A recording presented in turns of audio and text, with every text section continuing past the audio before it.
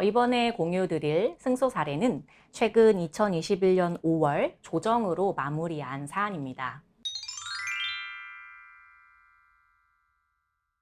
우리 의뢰인분이 원하시는 바는 일단은 공동명의로 체결한 임대차 계약이 있었는데요. 그 전셋집에서 의뢰인분이 자녀분들과 함께 생활하고 있었고 배우자와는 주말 부부 생활을 하고 있었습니다.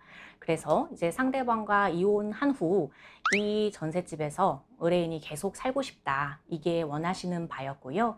그 다음에 의뢰인분이 또 공무원으로서 연금을 나눠주고 싶지 않다. 이게 원하시는 바였으며 또 한 가지는 부수적으로 상대방이 이제 평소에 욱하면 본인과의 사이에 있는 일을 본인의 가족에게 알린다거나 이런 것들이 굉장히 좀 고통스러웠다. 그래서 그런 것들을 좀 하지 못하게 기재했으면 좋겠다. 그리고 나아가 혹시라도 직장에 찾아와서 뭐 이런 이야기를 하거나 이런 걸 생각하니 너무 불안하다. 이제 이런 말씀이 있으셨어요. 그래서 조정이라는 게 합의가 돼야만 기재할 수 있는 부분인데 바꿔 말하면 합의가 된다면 기재할 수 있다는 이야기죠. 그래서 판결에서는 워낙 틀이 있고 엄격하기 때문에 기재하기 어려운 것도 조정에서는 합의가 되면 기재를 해서 어느 정도나마 법률적인 효력이 있는 경우 또는 선언적인 의미일지라도 기재를 원하시는 경우 최대한 좀 합의를 진행해 보고 있습니다. 우리 사안의 경우 어머니께서 일단 우리 의뢰인이 이 전셋집에 계속 살고 싶어 했는데 최소한으로 보면 그럼 계속 사시다가 임대차 보증금 미리 양도해 놓고 나중에 반환받으시면 되는 거 아니냐 이렇게 이제 뭐 상대 측의 말이 있었어요. 그래서 제가 보기에는 우리 의뢰인분은 상대방과의 이혼했으면 이혼답게 완벽한 단절을 원하는데 이게 지금 공동명의로 되어 있단 말이죠.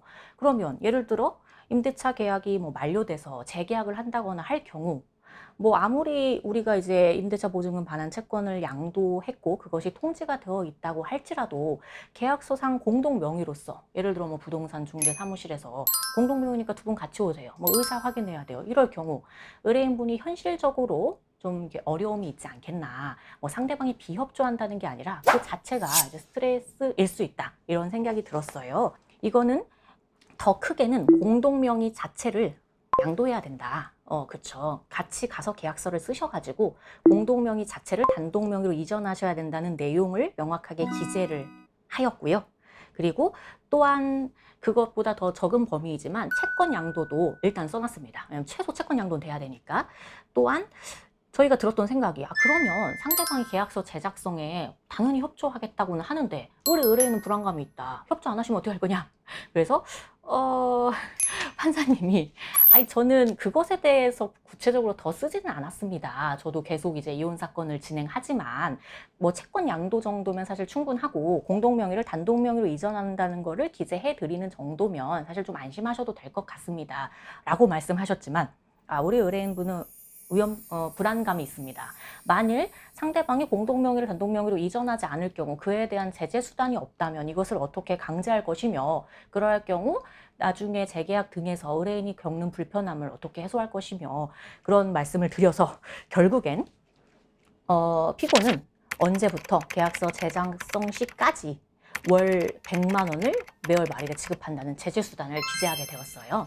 그래서 그 상대방이 언제까지 이 명의 이전에 협조를 해야 되고 만일 더 이전하지 않으면 월 100만 원씩 협조할 때까지 내 이런 것이 기재됨으로 인해서 간접적인 강제 수단을 기재하게 되었죠.